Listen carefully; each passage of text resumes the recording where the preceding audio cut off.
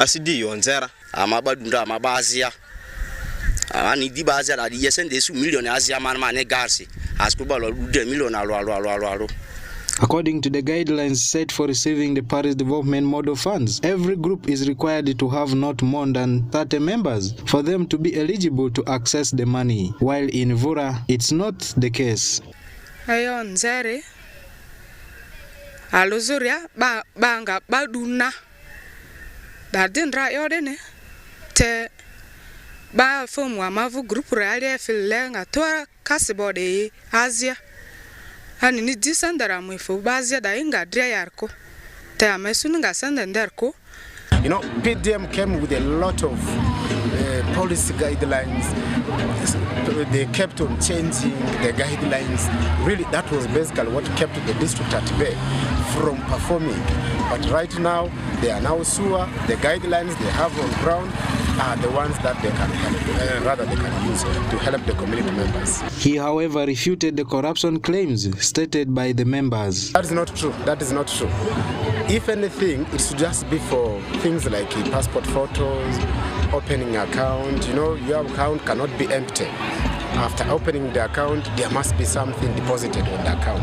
Not really anybody collecting any money from anybody, really. Meanwhile, the resident city commissioner for Arua City mentioned that there shall be no room for corruption and beneficiaries to work in more than one government project. Nobody who is going to access this money, if somebody was in a myoga, he should forget.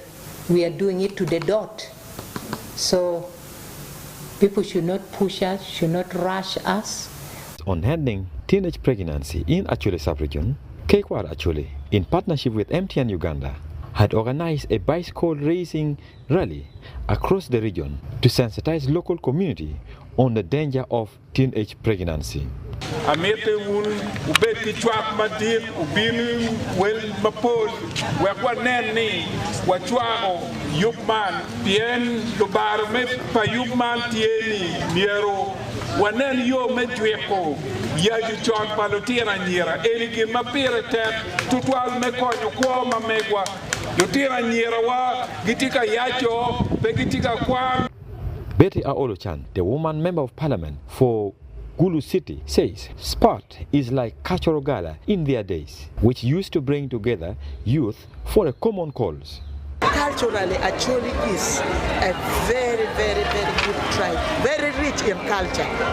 When we were growing up, we would move together in groups. The boys and girls of the same place would move together. The boys would be like our security. The girls would always respect also the boys.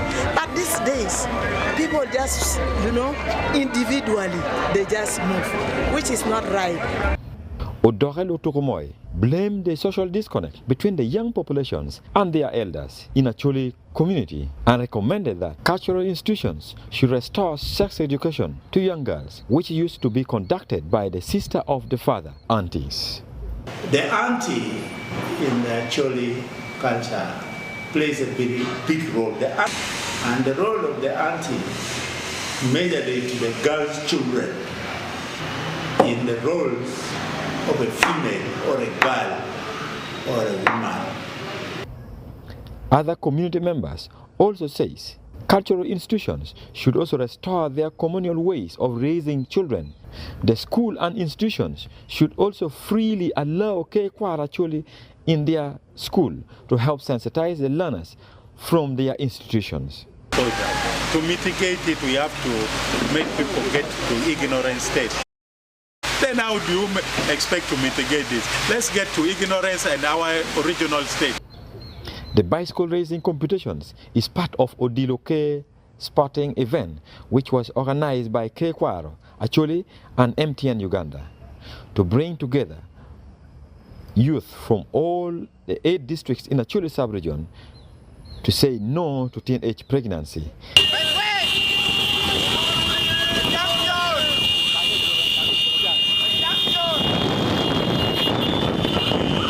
Stephen Okelo, reporting for West Nile TV in Gulu City. And more in our stories for the evening. Moon University is set for the 8th Students' Guild elections for the academic year 2023-2024. According to Droma Morish Thompson, the chairperson Electoral Commission, the roadmap for the Students' Guild elections is out and the team is all set to deliver free and fair elections. Let's have more on that story. It's a serious business, and we have already started with the advert and the nomination forms. Students have started picking from today 13th up to 16th. Then alongside picking the nomination forms, we are also duly nominating the candidates. And then on 17th, we will have expected all the candidates to be duly nominated and civic education done on the same day. And then give them room for campaigns, and we will also be able to take them for radio talk show. They will also be sharing their manifesto in the conference hall on 22nd March 2023. Then thereafter, we expect to deliver free and fair. And in on Monday with a podcast, private mass and series of interviews, one of which triggered the diplomatic spat with Nikakachria and asked what it would be like as a gift for his 10-year anniversary, for which he had no public plans beyond a mass, cathedrals, and peace is all needed in the country. Yeah, thank you very much, my brother.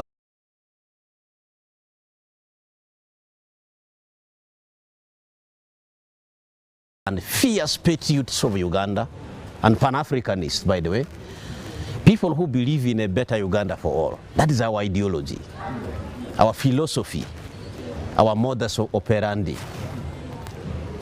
So when you ask me who Matua is the leader of a coalition of NRM cadres that believe in a better Uganda for all. We believe in a Uganda that should be good for every Ugandan. So you're telling us that there are some NRM people who don't believe in this principle that you believe. If you have an NRM person who steals the iron sheet for a poor Karamojong, is that person really wishing well to the other Karamojongs? Okay. That person really think about a better Uganda for all? If you have another NRM person who steals money, thank you. So let's get to the NSSF. What motivated you to pick up on that particular matter of the NSSF? Very good. My viewers, my people of West Nile, number one, I am a server with the NSSF. Since 2011, that's one. I serve with the NSSF. You get me? Yeah. Yes, so I have deep interest in the affairs of NSSF because that's where my saving, that's where my pension is. You get me?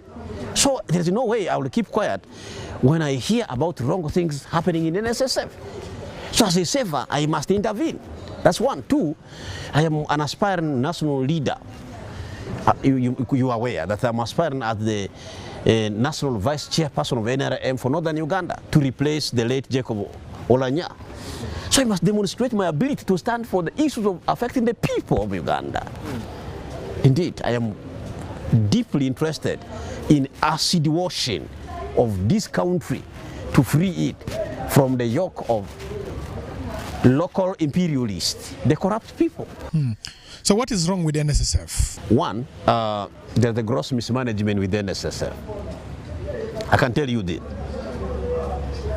You find in the gross mismanagement, even you have the managing director who does not even follow the decisions of the board. You get me? You have a managing director who has a deep influence pendulum in the contracts and the procurement, influencing them in a negative direction. You heard the minister said that she was being pressured to buy a land of 400 billion in Nachigalala, in Kajansi. By the way, the land they want to buy at 400 billion is a land which is 400 acres. Literally, they wanted to buy every acre at 1 billion, my brother. in what? In Kajansi, Nachigalala. Now, somebody whose duty is supposed to be to guide, to protect the interest of the servant, was instead failing the interest of the servant. And who is that person? Or who are those? Mr. Richard Bierugaba, the former managing director. But he has the board that supervises him. He had overpowered the board. I demonstrated that in the committee with an evidence. So the board was his puppet. The board was under his armpit. So he was supervising both the board and the management, ran affairs in his own way, with total impunity. I said that? Yes. So too, NSSF is not working for the savers. You and me are saving with the NSSF. How does NSSF help to solve your pain points now, the pain point of Ugandan workers? My brother, the Ugandan worker is suffering from the following. 1, school fees for the children, treatment for the children, rent. Ugandan worker is renting, transport.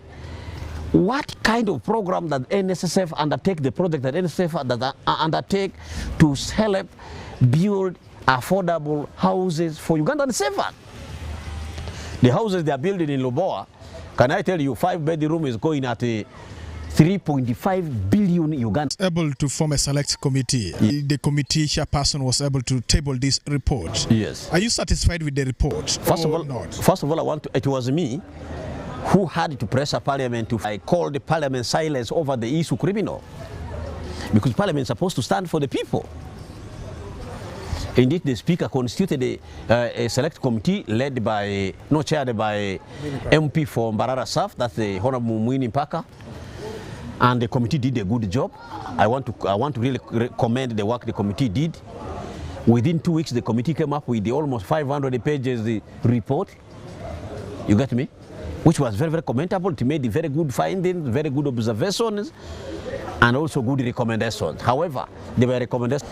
What was abuse like? A minister there was earning 1.2 billion from NSSF. From NSSF. In fact, I wanted to demonstrate that when I appeared in the committee. Apart from the salary that is being paid by the government? Yes. No, the minister is not supposed to earn any salary. It's just a supervisor of NSSF. But was earning what? 1.2 billion per annum. In more than 5 years, that's almost more than 10 billion. You get me? All the poor investment decisions taken, like Loboa Housing Estate, the Penson Tower, these were decisions taken when the fund was under Ministry of Finance. The money paid to Noto and the COFTO. You get me? The money paid to the board chairperson. All the wrong decisions, financial decisions which were taken, leading to loss of. Was committee aware of this? Yes. How do you then return the fund to the very person who kept quiet after the fund was being abused the most? The same lion. Yes. How do you know? Is that a sound decision?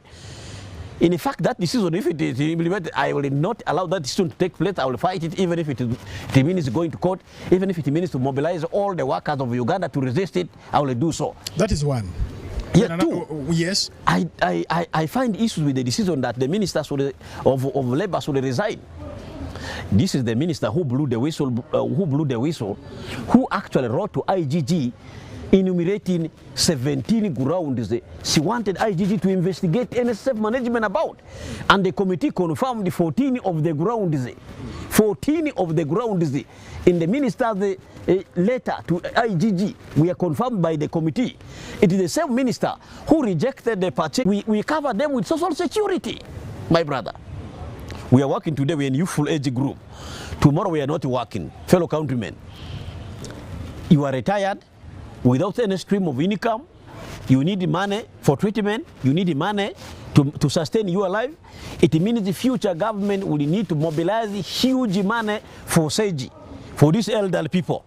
If the 25,000 per elderly person is becoming difficult, what about in the future when we will have 10 million Ugandan retired without any stream of income? How shall we sustain them? So I don't accept that the minister should resign. In fact, the committee should have thanked the minister. The committee should have condemned the minister for finance, who appointed an illegally nominated board member. Remember, I made the issue of a board member who illegally nominated himself and his girlfriend to go and represent the workers in the board. It was the minister for finance who illegally appointed that man and his girlfriend. Why did the committee not condemn the minister? Why now with hand the minister who blew the whistle, making the committee to come up with all this finding to unearth all this rot? So I have reservation. So how did you come to know about all this information? Was the Minister for Gender, Labour and Social Development in fact, using you to blow this to blow this whistle and petition? My people of West Nile, if you know the West Nile very well, you cannot use the West Nile against any individual. Apply to get any information from government so long as that information does not lead to breach of security of the country. Okay. Yes. So this is the second one. The third one. Yes. Some of the issues that never is not well with you about. No, these only two. Okay. We are the one I'm not comfortable with. All right, but otherwise the rest I'm okay with it. Thank you. Let us come back to West Nile. Yes. From the same report that was presented, yes. There is the issues to do with West Nile Golf Club. Were you aware West of Nile, that matter? West Nile Golf Club is one of the areas where NSSF invested workers' money, which is not bringing a return, which has led to loss of money, about 2 billion. So do you agree with the committee report? I agree with the committee finding. So the IGG should be instituted. So what lessons should Ugandans learn from the fight that you One lesson is that my people of Uganda, majority of our elites are becoming petty. There was an assumption that NSSF was the best thing that has ever happened for Uganda. That's a lie. You can now see the committee report. It has vindicated me that, indeed, there were a lot of problems in NSSF. Sometimes don't be carried by the PR people make around. Dig deeper to find out what is happening in our government agencies. So that when there are wrong things, we are able to correct it early. I call it deep acid washing. All right, your parting shot as we say. To do production, to produce the things for money. Don't just plant beans because you want to eat. Tomatoes are coming from Tanzania, my people. Can tomatoes grow here in Logiri? In our swamps, can tomatoes grow? Begin to undertake ventures that bring money. We are in a money economy.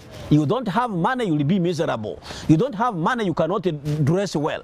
You don't have money, you cannot look well. You don't have money, you cannot treat children. You cannot treat yourself. You don't have money, you cannot even buy scholastic material, uniforms, and pens for children studying free in UPE. So therefore, money. So good to emulate him and also to follow his footsteps in the fight, more especially corruption is concerned. It's our responsibility to see that we get rid of corruption in this country, because some of the problems that we are seeing are problems that are resulted from the corruption that is eating us up. Have the best of your day. We do appreciate you, and continue watching Western Television. I remain Dennis Oringi. Over 470 contestants, 21 finalists, one big stage. Who will be the next beauty queen? The battle for the crown is on. This is the most beautiful showdown, the most unpredictable competition. Miss Uganda 2023 Grand Finale on March 18th, live on Makula TV at 8 p.m. only on Star Times. Miss Uganda 2023, beauty beyond looks.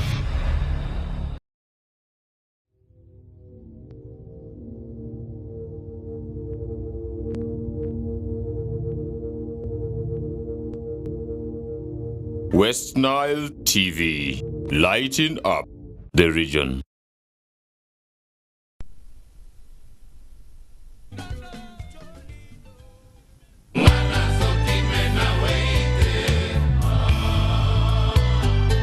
Eden Saboga na Pointe-Noire, Talela Laurent Lorenzo, Didi Lundeyete, Brice Mpangi, Vivi Kili Bebe Munanga, Adele Mbouyi,